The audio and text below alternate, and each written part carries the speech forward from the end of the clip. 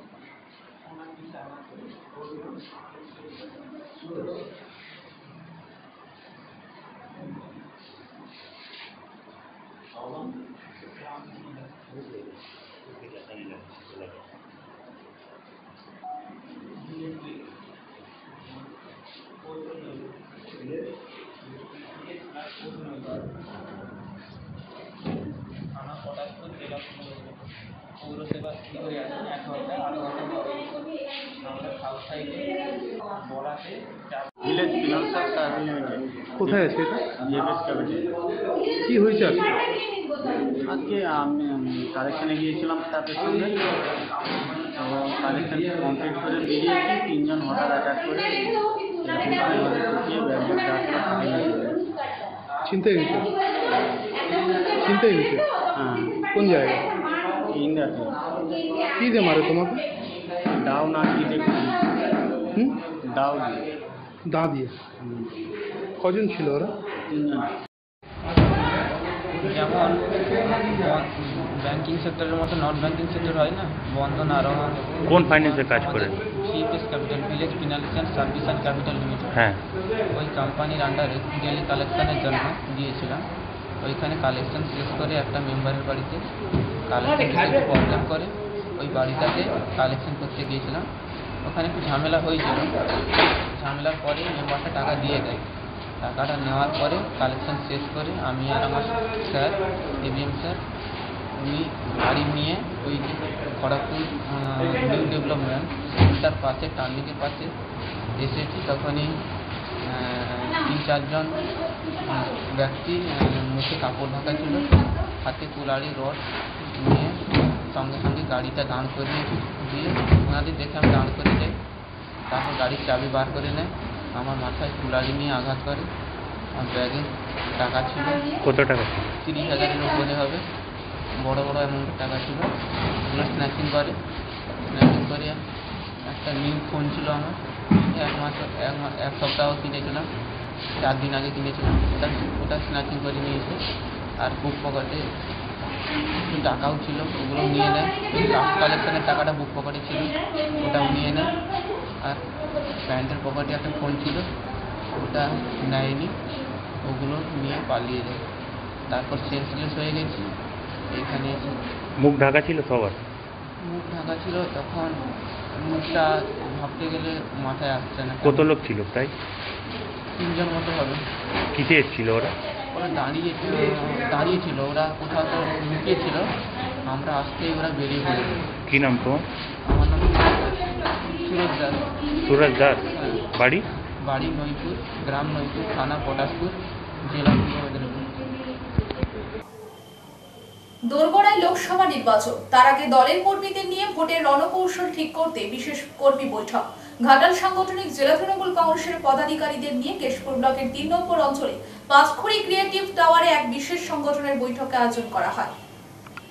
ঘুরতে তো হবে। আমাদের কাছে যা খবর এসছে এখন বিজেপি যিনি প্রার্থী এবং বিজেপি দল যেভাবে ঘাটা লোকসভা কেন্দ্র জেতার জন্য লেগে পড়ে রেখেছে, আমাদের কাছে খবর আছে কি কেশপুরে তারা কোনো একটা ষড়যন্ত্র করে নিজেদের লোককে মেরে তার দোষগুলো আমাদের লোককে দিয়ে এবং একটা অশান্তি সৃষ্টি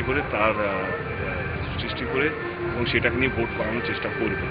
আমি তোমাদের চ্যানেলের মাধ্যমে প্রশাসনকে বলতে চাইবো কি ওরা এখন বুঝতে পেরেই গেছে কি আর জেতার কোনো রাস্তা নেই যদি এরকম কথাবার্তা না বলে বা এই যে মৃত্যু রাজনীতি এখন ওরা শুরু করতে চলেছে 10 থেকে 20 তারিখের মধ্যে বড় ষড়যন্ত্র করার প্ল্যান চলছে ওদের বিজেপি প্রার্থী এবং তার দলের।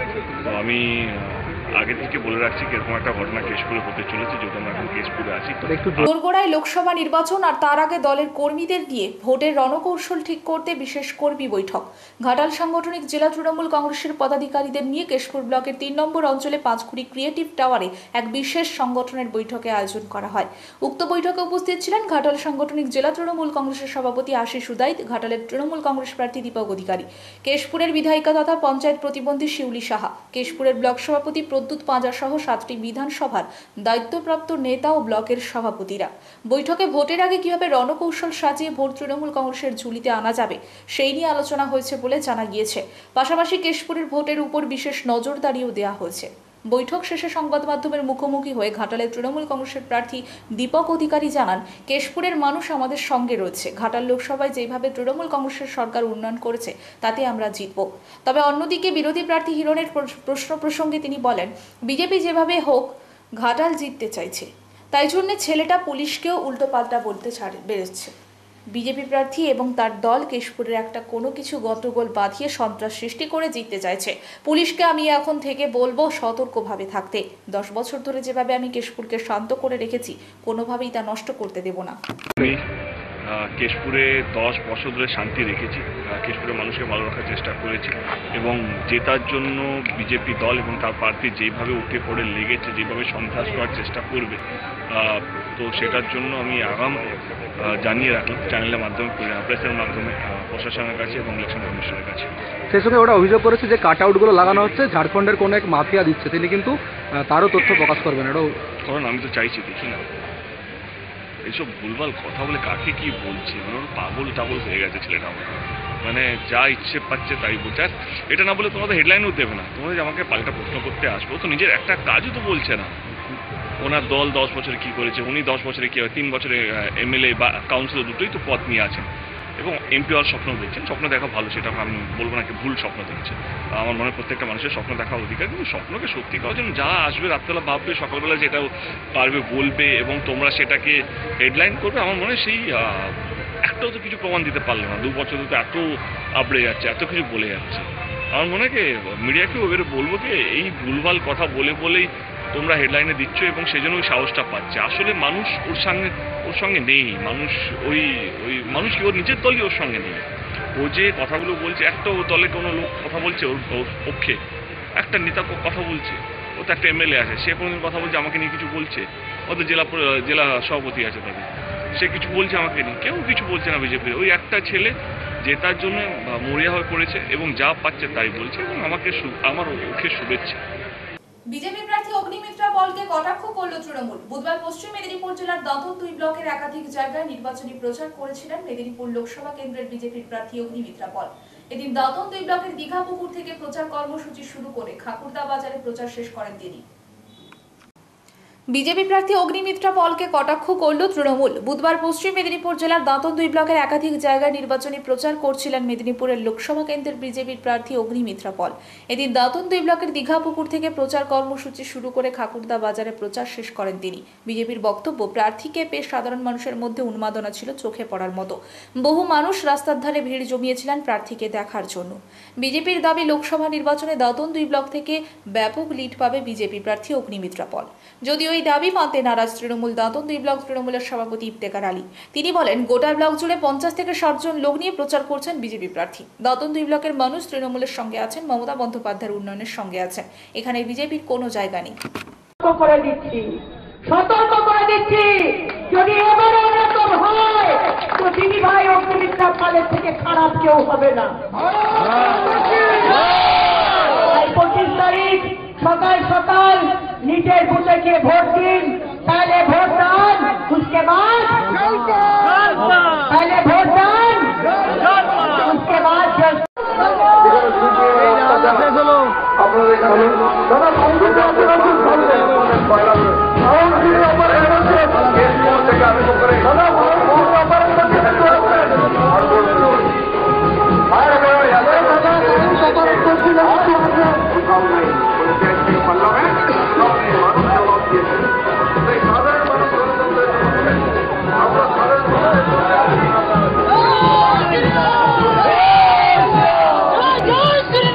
এসেছিলেন, আমিও খবর পেয়েছি।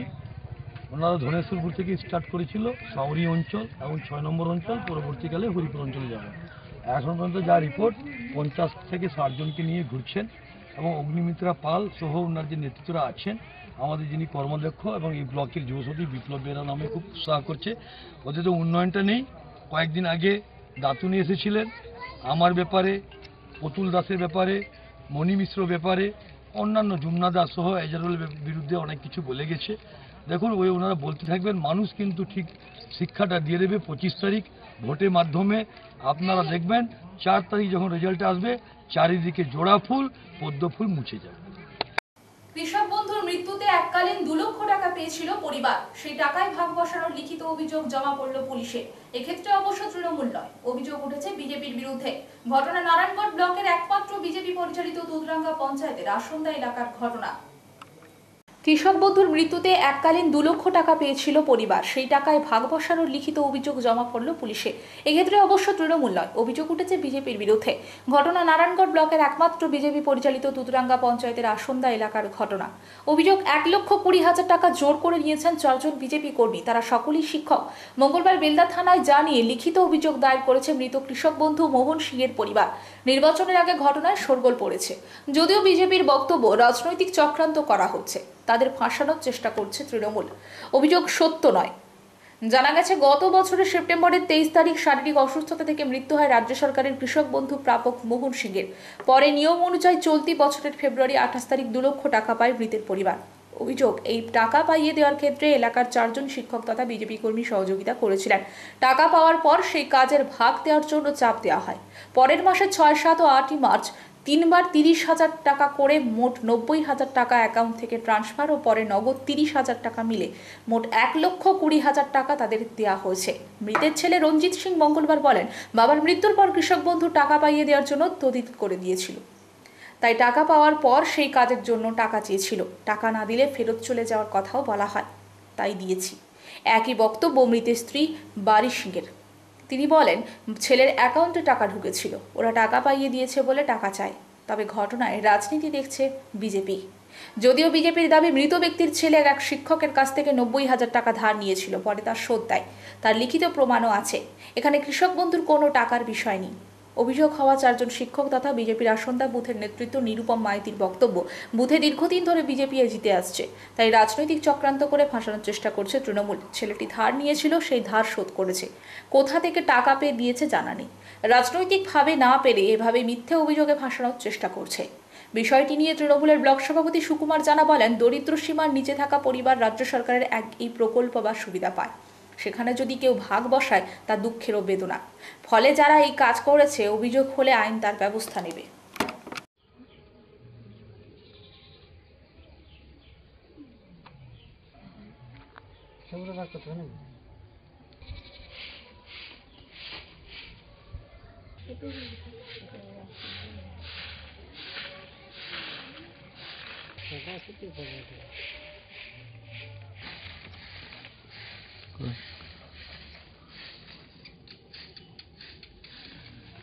আচ্ছা, কি অভিযোগ রয়েছে আপনাদের?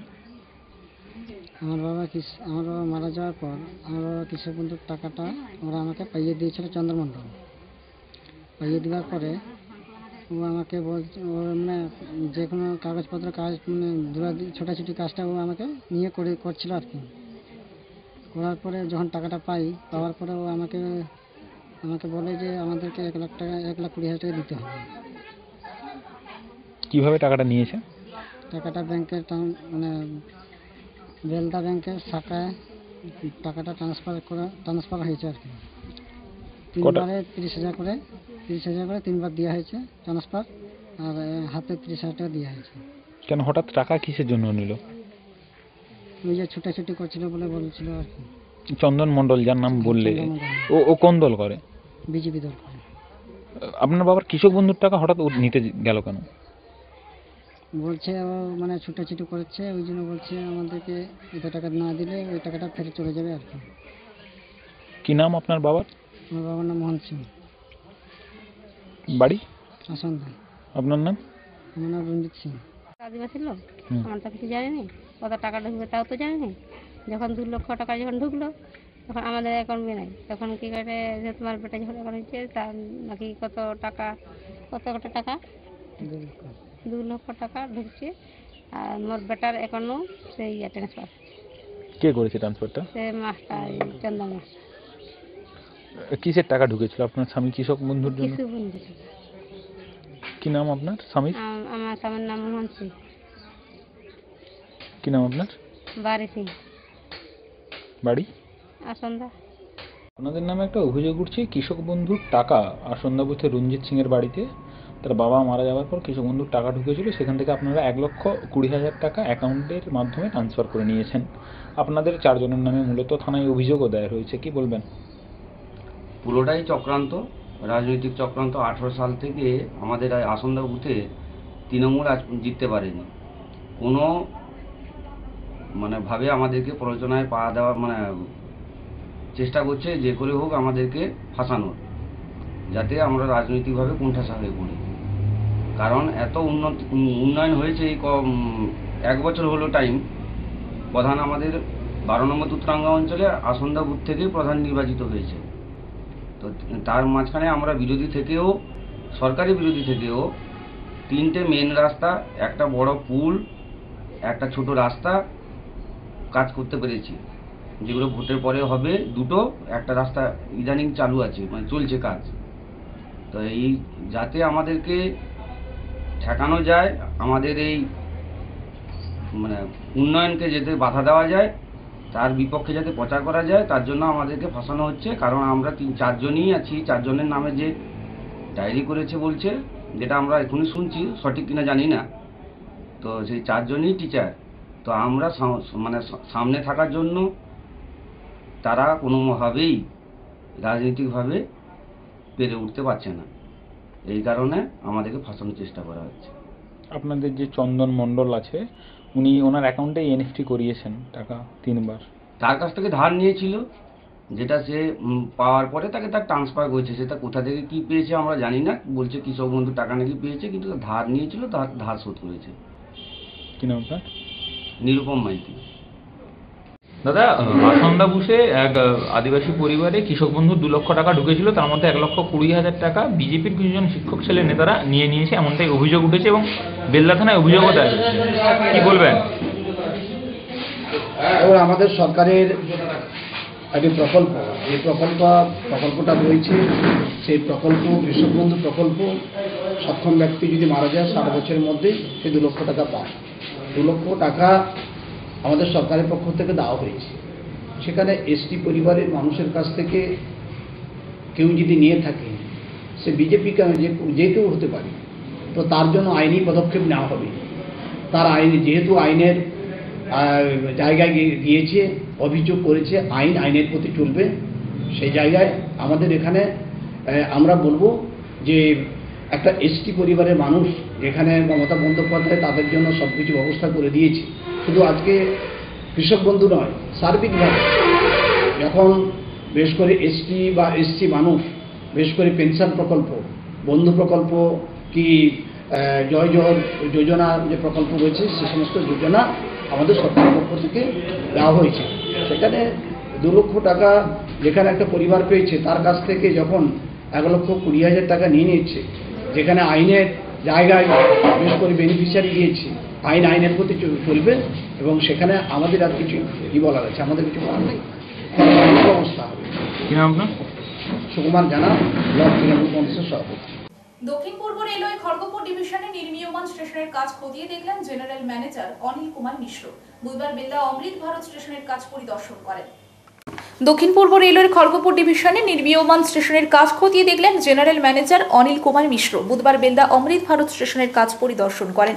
এদিন বেলদা রেল স্টেশন পুনর্নির্মাণের কাজ খতিয়ে দেখেন। আগামী বছরের 5 মার্চ মাসের মধ্যে কাজ সম্পূর্ণ করার কথাও জানিয়ে যান। আধিকারিককে কাছে পেয়ে বেলদা রেলযাত্রী ও নাগরিক কল্যাণ সমিতির পক্ষ থেকে একাধিক দাবিতে তাকে স্মারকলিপি দিল। একাধিক দাবি জানানো হয় জিএমকে। সমিতি জানাচ্ছে জলেশ্বর হাওড়া লোকালের কোচ সংখ্যা বাড়ানো, বেলদা হাওড়া লোকাল ফের চালু করা, কেশিয়ারি মোড় রেলগেটে রাজ্য সড়কের উপর উড়ালপুর দ্রুত নির্মাণ সহ একাধিক দাবি জানানো হয়েছে। দক্ষিণ ও উত্তর ভারতগামী একাধিক এক্সপ্রেস ট্রেনের স্টপেজ ও কয়েকটি প্যাসেঞ্জার ট্রেনকে এক্সপ্রেস হিসেবে চালানোর বিরোধিতা করে ফের প্যাসেঞ্জার হিসেবে চালানোর দাবি জানানো হয়েছে।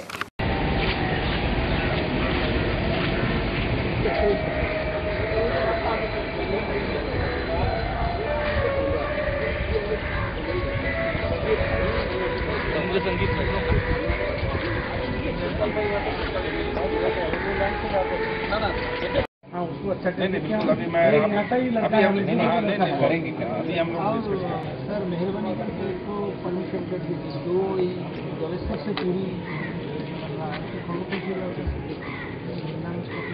ये थर्ड लाइन बन जाने दीजिए क्योंकि ऑलरेडी काफ़ी गाड़ियाँ हैं। जैसे अभी बेलदा तक उधर से थर्ड लाइन आया, बेलदा से जलेसर और आगे जब जाएगी तो उसको हम लोग थोड़ा लोड उसमें कम होगा। 3 लाइन में होगा। बेलदा स्टेशन जो थर्ड लाइन का वर्क ऑलरेडी कमीशन हो चुका है, इसका CRS महोदय ने इंस्पेक्शन कर दिया है और नारायणगढ़ से बेलदा जो है थर्ड लाइन चालू होगी, इसमें गाड़ियाँ भी आ जा रही हैं। उसके अलावा इस स्टेशन को अमृत स्टेशन स्कीम के अंतर्गत रिनोवेट किया जा रहा है, उसका भी कार्य चल रहा है और ये कार्य जो है स्टेशन रीडेवलपमेंट का कार्य मार्च 25 तक हम लोग पूरा कंप्लीट कर सकते हैं। अब जैसे ऊपर केबल डाल दिया, ये किसने डाला?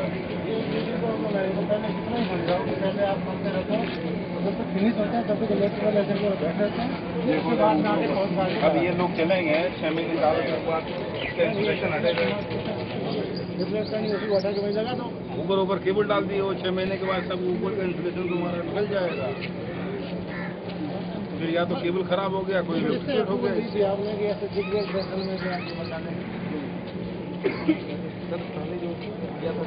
अरे तो मिस्टर तुम्हें आके चेक करना चाहिए था ना काम सेटिंग के पहले, हमसे चिटलिंग करके পূর্ব মেদিনীপুর জেলার তমলুক লোকসভা কেন্দ্রের নন্দীগ্রাম বিধানসভা এলাকায় বাম ও কংগ্রেস জোট প্রার্থী সায়ন ব্যানার্জি চৌরঙ্গি বাজারে প্রচার সারলেন। পূর্ব মেদিনীপুর জেলার তমলুক লোকসভা কেন্দ্রের নন্দীগ্রাম বিধানসভা এলাকায় বাম ও কংগ্রেস জোট প্রার্থী সায়নী ব্যানার্জি চৌরঙ্গি বাজারে প্রচার সারলেন।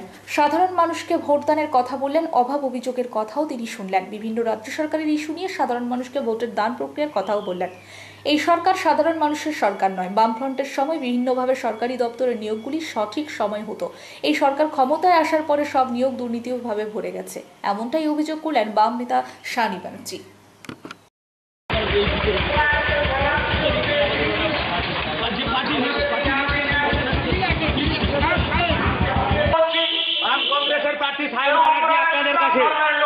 সায়ন ব্যানার্জি এখন আপনাদের কাছে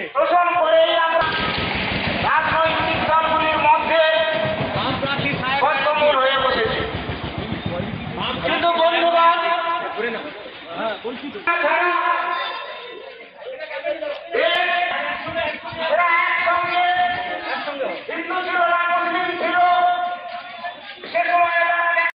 এই রাজীব ব্যানার্জি গোটা পশ্চিমবাংলা চষে বেরিয়েছিল বিজেপির প্রার্থী হিসেবে, ডোমজুরের প্রার্থী ছিল। কি বলেছিল? পিসি ভাইপোর সরকারকে উৎখাত করব, ডবল ইঞ্জিনের সরকার তৈরি করব, বিজেপির সরকার তৈরি করব। তারপর যখন বিজেপি সরকার তৈরি করতে পারলো না, সেই রাজীব ব্যানার্জি আবার গুটি গুটি পায় আবার বিজেপি থেকে তৃণমূলে চলে আসলেন। সেই রাজীব ব্যানার্জি, যে লোকটা নিজে তৃণমূল থেকে বিজেপিতে যোগদান করলো 2020-তে, বিজেপির হয়ে ভোটে দাঁড়ালো, হেরে যাওয়ার পরে আমার তৃণমূলে আসলো, সেই রাজীব ব্যানার্জিকে ভোট করতে পাঠিয়েছে মেদিনীপুরে তমলুক জেলার অবজারভার বানিয়ে।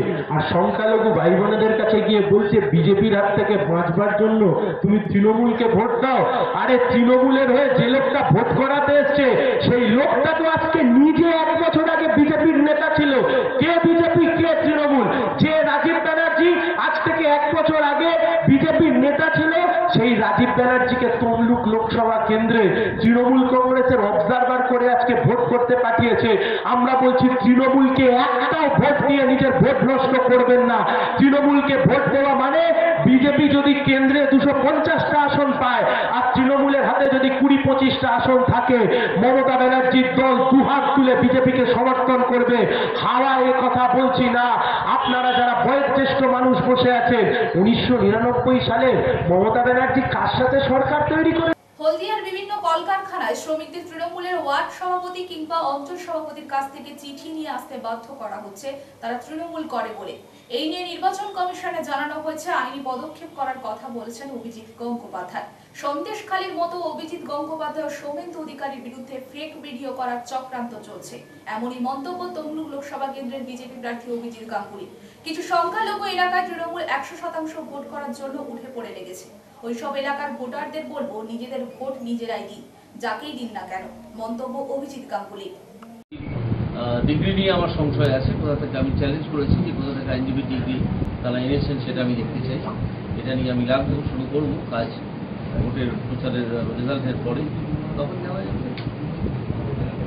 কার পরামর্শে তিনি এইসব আজে বাজে কথা বলছেন? তিনি নিজে তো কিছু জানেন না। মমতা ব্যানার্জির পড়াশোনা ক্লাস 8-এর বেশি নয় বলে আমি মনে করি। তিনি এই ধরনের কথাবার্তাই বলেন, মঞ্চে উঠে পঞ্চভূতের মতো নাচ করেন। মঞ্চে আছেন পঞ্চভূত, বিশ্বকুমার রায়ের একটা ছোট ছড়া আছে না, সেরকম পঞ্চভূতের মতো নৃত্য করেন তিনি এবং তার ভাই করেন। কি হয়েছে এইসব করে, কিন্তু পাড়ার রাস্তায় দাঁড়িয়ে ঝগড়া করা। 3 বছরে বিধায়িকা হিসেবে কি কাজ করেছেন তার রিপোর্ট কার্ড ঘোষণা করলেন মেদিনীপুর লোকসভা কেন্দ্রের তৃণমূল কংগ্রেস প্রার্থী জুন মালিয়া। বুধবার মেদিনীপুর তৃণমূল কার্যালয়ে বিধানসভা এলাকার নেতাদের নিয়ে বৈঠক করে রিপোর্ট কার্ড তুলে দেন। তিনি বলেন, যেভাবে 3 বছরে মেদিনীপুর বিধানসভা এলাকাকে সাজিয়ে তোলার চেষ্টা করেছি, সেইভাবে যদি গণদেবতা এবার লোকসভা নির্বাচনে আমাকে ভোট দিয়ে দিল্লিতে পাঠান, তাহলে 5 বছরে মেদিনীপুর লোকসভা এলাকার মানুষের নানা দাবি পূরণ করার চেষ্টা করব। 3 বছরে বিধায়িকা হিসেবে কি কাজ করেছেন তার রিপোর্ট কার্ড ঘোষণা করলেন মেদিনীপুর লোকসভা কেন্দ্রের তৃণমূল কংগ্রেস প্রার্থী জুন মালিয়া। বুধবার মেদিনীপুর তৃণমূল কার্যালয় বিধানসভা এলাকার নেতাদের নিয়ে বৈঠক করে এই রিপোর্ট কার্ড তুলে দেন। তিনি বলেন, যেভাবে 3 বছরে মেদিনীপুর বিধানসভা এলাকাকে সাজিয়ে তোলার চেষ্টা করেছি, সেইভাবে যদি গণদেবতা এবার লোকসভা নির্বাচনে আমাকে ভোট দিয়ে দিল্লিতে পাঠান, তাহলে 5 বছরে মেদিনীপুর লোকসভা এলাকার মানুষের নানা দাবি পূরণ করার চেষ্টা করব। উল্লেখ থাকে, বিজেপি সাংসদ দিলীপ ঘোষ মানুষের দাবি তেমনভাবে পূরণ করতে পারেননি গত 5 বছরে। নানা প্রতিশ্রুতি দিয়েছেন, কিন্তু কোনো কাজ হয়নি। বিশেষ করে বেলদাবাসীর দীর্ঘদিনের যে সমস্ত দাবি ছিল তা এক প্রকার পূরণ করতে ব্যর্থ হয়েছেন সাংসদ দিলীপ ঘোষ। তাই এবার তিনি মেদিনীপুরে ফের দাঁড়াতে চাইলেও দল তাকে টিকিট দেয়নি। তবে যাকে বিজেপি প্রার্থী করেছে তিনি মানুষের দাবি একসঙ্গে পূরণ হবে না বলে জানিয়ে দিয়েছেন আগে থেকেই। ধীরে ধীরে মানুষের দাবি পূরণ হবে, বাকি যে কাজ হয়নি তা অপেক্ষা করতে হবে। বিজেপি যদি এই রাজ্যে 24টির বেশি আসন পায়, তাহলে বিধানসভা ভেঙে দিয়ে 2024 সালে বিধানসভা নির্বাচন হবে বলে দাবি করেছিলেন প্রার্থী অগ্নিমিত্রা পল। কিন্তু তৃণমূলের প্রার্থীর বক্তব্য, দিবার স্বপ্ন দেখা ভালো। বিধানসভার আগেও দেখেছিলেন, পঞ্চায়েত নির্বাচনের আগেও দেখেছিলেন, আর লোকসভার আগে দেখছেন, তাতে কোনো অন্যায় নেই। স্বপ্ন যে কেউ দেখতে পারেন।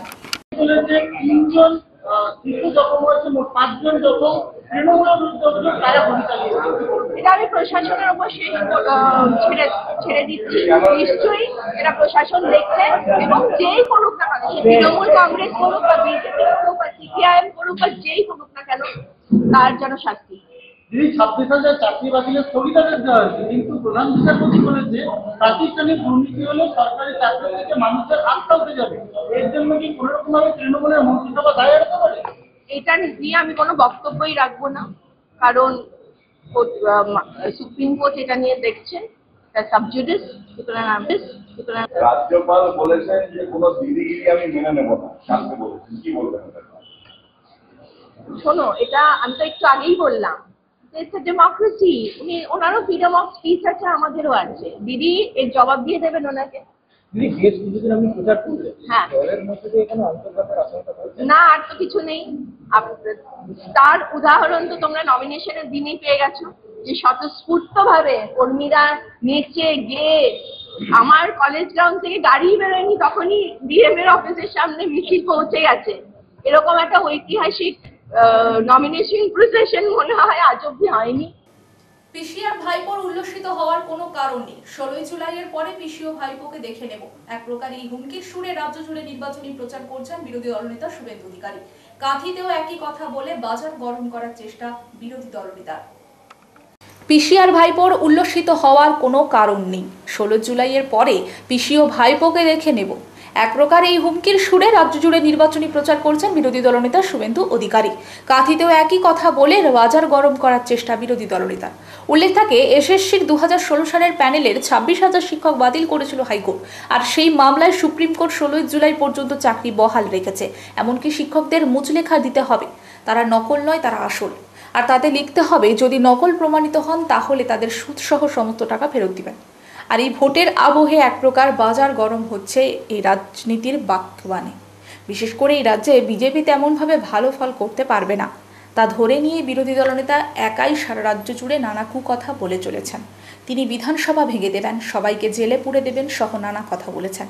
যদিও শাসক দলের নেতাদের বক্তব্য, শুভেন্দু অধিকারী তার নিজের জেলার 2টি আসন আগে জিতে দেখাক, তারপরে রাজ্য জুড়ে প্রচার করে বড় বড় কথা বলবেন।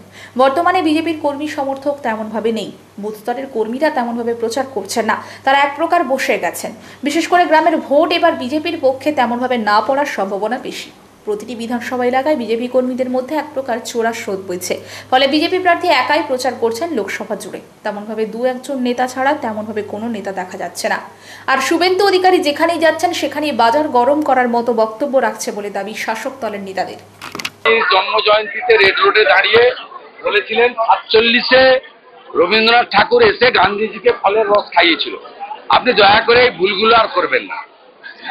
এই ভুলগুলো আর অন্তত রবি ঠাকুরকে নিয়ে, মাতঙ্গিনী হাজরাকে নিয়ে এইসব ভুল কথা আর বলবেন না। আজকের দিনে আপনার কাছে এটাই প্রার্থনা করি। হাইকোর্টে চাকরি বাতিল হলে বলছেন সেটা বিজেপি কিনে নিয়েছে বিচার ব্যবস্থা, আর সুপ্রিম কোর্টে সুবিধা যখন বলছেন ওটা ইন্টারিম সরকার। কালকেই চোর মমতার এসএসসি বলেছে 8,000 চাকরি বেআইনি করে পেয়েছে। আমাদের চাকরি খাওয়া নেওয়ার সঙ্গে কোনো বিষয় নয়। আমাদের কাজ হচ্ছে 2022-এর 5ই মে মন্ত্রিসভার মিটিং করে চোরেদের চাকরি রেগুলারাইজ করার জন্য চোর মমতার নেতৃত্বে মন্ত্রিসভা অতিরিক্ত শূন্যপদ তৈরি করেছিল। আমরা চাই 22 সালের 5ই মে ক্যাবিনেটে যারা ছিল তারা জেলে যাক, তাদেরকে আমরা জেলে দেখতে চাই। সেটা হবে। মাপলার গেছে জেলে, এবারে হাওয়াই চটি যাবে জেলে। কটা দিন সময় পেল, একটু এসি ঘরে থাকুক আর হেলিকপ্টার করে ঘুরুক।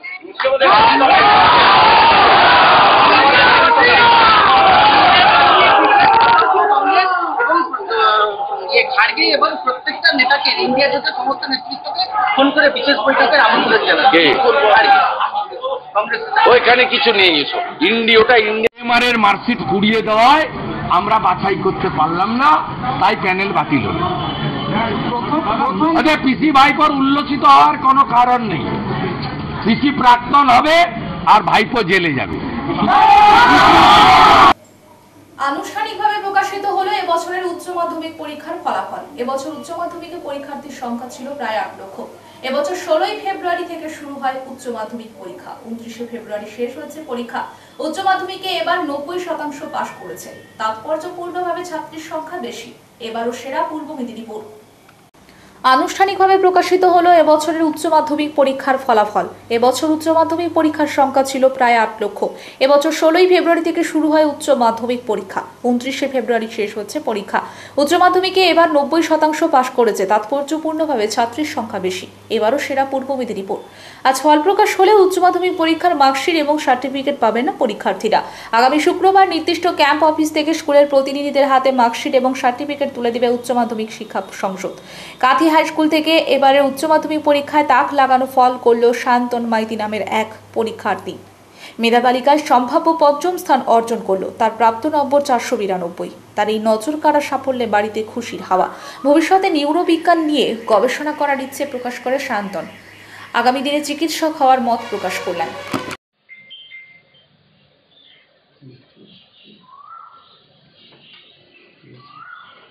রবীন্দ্রনাথ ঠাকুরের জন্মদিন, সে জায়গায় গল্পের বই হিসেবে যদি বেছে নিতে বলা হয়, কাকে বেশি গুরুত্ব দেবে? আচ্ছা, মানে গল্পের বই হিসাবে কিশোর গল্প সমগ্রগুলো ভালো লাগে, এবং লেখক হিসাবে আমার সবচেয়ে ভালো লাগে বিভূতিভূষণ বন্দ্যোপাধ্যায়কে। হ্যাঁ, না, স্কুলের পঠন পাঠন নিয়ে বলছি, স্কুলের পঠন পাঠন সংক্রান্ত বিষয়ে কি মনে হচ্ছে? স্কুলের যে পঠন পাঠন হয় তাহলে তোমার কতটা মনোযোগ ছিল? আচ্ছা, স্কুলের পঠন পাঠন, এবার ব্যাপারটা হচ্ছে ক্লাস 8-9 অব্দি স্কুলে যাওয়ার সুযোগ থাকে, তারপর পড়ার চাপ এতটাই বেড়ে যায় স্কুল খুব একটা করার সুযোগ হয় না। যেরকম 11-12 আমি খুবই কম স্কুল গেছি, এবং এদিক দিয়ে প্র্যাকটিক্যালও কম গেছি, এবং এদিক দিয়ে স্কুলের একটা সহযোগিতা পেয়েছি যে খুব বেশি জোর করে প্র্যাকটিক্যাল করানো হতো না, যারা চাইতো তারা যেত, যারা চাইতো না তাদেরকে কোনোদিন জোর করা হয়নি। এদিক দিয়ে স্কুলের সহযোগিতা পেয়েছি। অবশ্য স্কুলের আমাদের সায়েন্স বিভাগের স্টাফ খুবই ভালো ছিলেন, এবং আশুতোষ কোচিং যে আমাদের বিনামূল্যে যে পড়ানো হয় সেই কোচিংটায় নিট এবং ইঞ্জিনিয়ারিং এর জন্য, সেই কোচিংয়েও স্টাফের স্যারেরা খুবই সাহায্য করেছেন। তোমার সহপাঠী যারা আছে ভালো র্যাঙ্ক করতে পারলো না যারা, তাদের সঙ্গে দেখা হলে তাদেরকে কি উৎসাহিত করবে?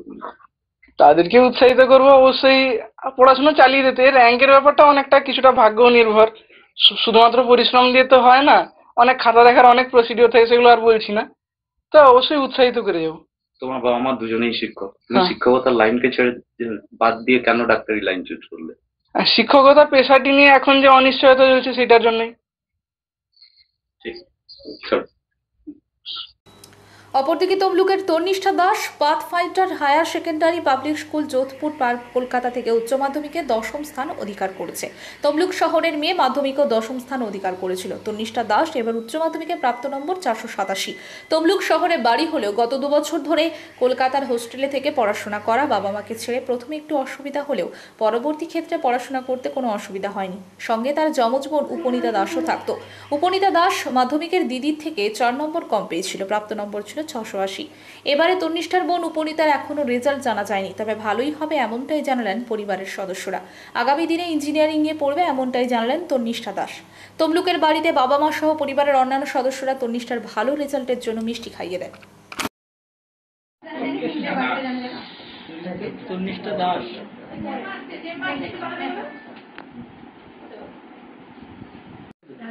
বলছি, কোথায় মাধ্যমিক দিয়েছিলেন এবং উচ্চ মাধ্যমিক কোথায় দিয়েছিলেন? মাধ্যমিক দিয়েছি আমি পূর্ব মেদিনীপুর জেলার তমলুক শহরের রাজকুমারী শান্তনামী উচ্চ বালিকা বিদ্যালয় থেকে, এবং উচ্চ মাধ্যমিক আমি দিয়েছি যোধপুর পার্ক কলকাতার Pathfinder Higher Secondary Public School থেকে। কি র্যাঙ্ক হলো? আমার মাধ্যমিকে হয়েছিল 10ম, উচ্চ মাধ্যমিকেও 10ম। কতটা ফিল করছেন? আমি খুবই খুশি হয়েছি। সমস্ত শিক্ষক শিক্ষিকাকে, বিশেষত শ্রদ্ধেয় শুভজিৎ সাহা স্যারকে এবং সৃজিত ঘোষাল স্যারকে, তারা প্রতি মুহূর্তে আমাকে সাহায্য করেছেন, মনে জোর দিয়েছেন এবং পড়াশোনা সংক্রান্ত সমস্ত সাহায্য তারা করেছেন। এছাড়াও আমার বাড়ির সমস্ত গুরুজনদের, ছোট কাকু, জেঠু, আমার বাবার বন্ধু কৃষ্ণকান্ত কাকু, তারা বিভিন্ন সময়ে যখনই যা সমস্যা হয়েছে আমাকে সাহায্য করেছেন। আমি সবার কাছেই সেই কৃতজ্ঞ। সমস্ত গুরুজনকে আমি আমার প্রণাম এবং শ্রদ্ধা জানাইছি। কোথায়, কোন স্কুল এবং নাম কি? School Pathfinder Higher Secondary Public School, Jodhpur Park. আগামী দিনে কি করবে? আগামী দিনে আমি ইঞ্জিনিয়ারিং নিয়ে পড়তে চাই। প্রাচীন দেউলি গাজন উৎসব অনুষ্ঠিত হলো বুধবার। এদিন দেউলি গ্রামের শিবালয় মন্দির গাজন উৎসবে হাজির হয়েছিলেন কয়েকশো মানুষ। উল্লেখ থাকে, দেউলি গ্রামের গাজন উৎসবকে ঘিরে কয়েকদিন ধরে মেলা ও নানা ধরনের যাত্রা ও নানা সাংস্কৃতিক অনুষ্ঠানের আয়োজন করেন গ্রামবাসীরা। বর্তমানে দেউলি মন্দিরটি নতুন সাজে সেজে উঠেছে। প্রতিনিয়ত বহু ভক্ত এই মন্দিরে পুজো দিতে আসেন। গাজন উপলক্ষে উড়াকাঠে উঠতে দেখা যায়। গ্রামের প্রধান শম্ভু ঘোষালের বক্তব্য, গ্রামবাসীদের সাহায্যে এই মন্দিরটি নতুনভাবে সাজানো সম্ভব হয়েছে।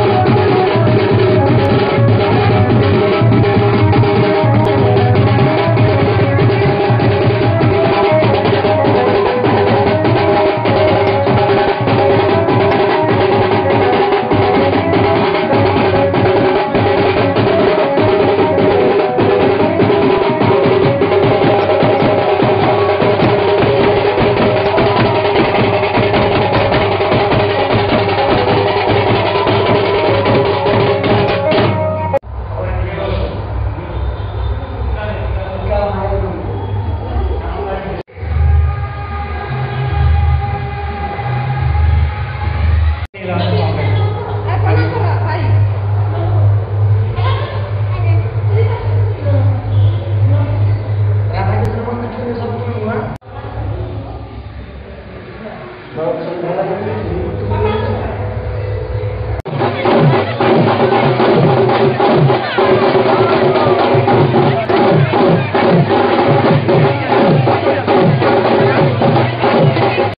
কত বছর ধরে এই চড়ক উৎসবের আয়োজন করে আসছেন এবং কি কি থাকে এই চড়ক উৎসবকে ঘিরে? আমাদের এটা 200 থেকে 250 বছর ধরে এইরকম চলতে আছে, চড়ক অনুষ্ঠান চলছে এবং আমরা আদিবাসী ভাইদেরকে নিয়ে আমরা এই অনুষ্ঠান করে থাকি।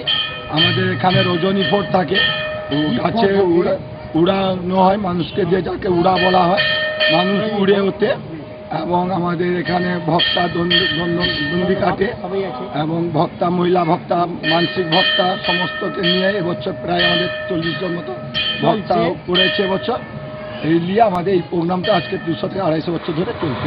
মানে কি কি থাকে, কতদিন ধরে অনুষ্ঠান হয়? এটা আমাদের ভক্তা থেকে শুরু করে প্রায় আমাদের 16 থেকে 17 দিনের প্রোগ্রাম থাকে। তার মধ্যে আমাদের প্রথম মেল থাকে, মেলের দিন আমাদের থাকে দাবুনা, গৈরাভাট এবং সতী বুলান, সতী দেহাত্যাগ যাকে বলা হয়। সতী দেহাত্যাগের পরে সারা রাত্রি ধরে আমাদের শিবের যেটা গৈরাভাট বলা হয়, শিবকে এনে পার্বতীর সঙ্গে সারা রাত্রি দিয়ে দেওয়া হয়। ভোরের বেলা 4:45 ওটা শেষ করা হয় ভক্তাবৃন্দদেরকে ভেতরে রেখে, এবং তারপরের দিন চড়ক শুরু হয়। চড়কের দিন রাত্রে যাত্রা থাকে, দিনের বেলা রজনী ভোর থাকে এবং ভক্তাদের আমাদের নিয়ে যেটা পরিক্রমা কাঁধে করে করানো হয়। তারপরে রাত্রি যাত্রা, তারপরের দিন আমাদের আছে উড়িয়া মেলোডি, তারপরের দিন আছে অর্কেস্ট্রা। আমাদের প্রোগ্রাম থাকে। কি নাম আপনার? আমার নাম স্বয়ংনাথ ঘোষাল, গ্রাম দেউলি সম্পাদক। Progressive cultural association of India PCAI Belda শাখার পক্ষ থেকে বিশ্বকবি রবীন্দ্রনাথ ঠাকুরের 163তম জন্মদিন পালিত হলো বুধবার। Progressive cultural association of India PCAI Belda শাখার পক্ষ থেকে বিশ্বকবি রবীন্দ্রনাথ ঠাকুরের 163তম জন্মদিন পালিত হলো বুধবার। এদিন একটি বেসরকারি স্কুলে বিশ্বকবি অবসরপ্রাপ্ত শিক্ষক মুনির দাস, অরূপরঞ্জন ভট্টাচার্য, দেওয়ালি, অশোক জানা, সংস্থার সভাপতি সুবিধা জানা, প্রধান আলোচক বিশিষ্ট সমাজপতি প্রদীপ দাস সহ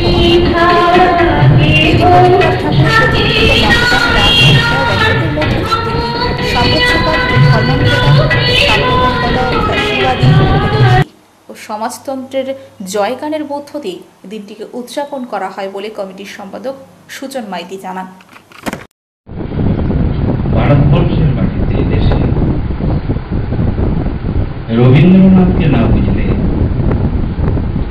এ দেশকে বোঝা যাবে না, ভারতবর্ষকে বোঝা যাবে না। আবার রবীন্দ্রোত্তর সংস্কৃতির জন্ম দিতে গেলে রবীন্দ্রনাথকে সম্পূর্ণ জেনে বুঝে জীবনে তার প্রয়োগ করে আত্মস্থ করে আরো এগিয়ে যেতে হবে। এই কথাটা